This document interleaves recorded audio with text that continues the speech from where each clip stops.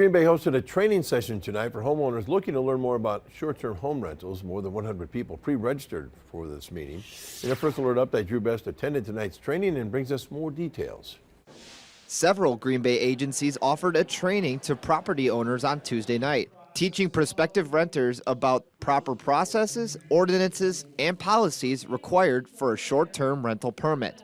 Officials encourage renters to take the proper steps so they can be well protected. You as the owner set the tone for your property. And that's whether if it's a short-term or a long-term. Set the tone in the beginning. The city says they have seen issues with short-term rentals not going through the full permit process for several years. And the conversation grows with the NFL draft only 8 months away.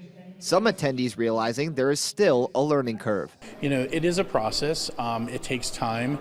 There are options, but also I think there's some unanswered questions yet about, you know, parking and the logistics of how things are going to flow.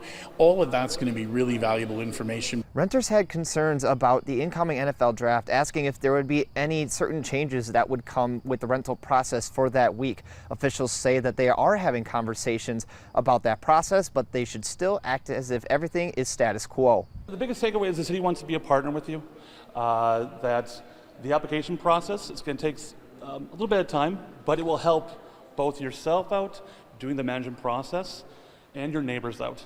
Officials say they will continue to work with the community to make sure anyone who wants to rent out their home can do so in a legal manner. Reporting in Green Bay, Drew Best, Action 2 News.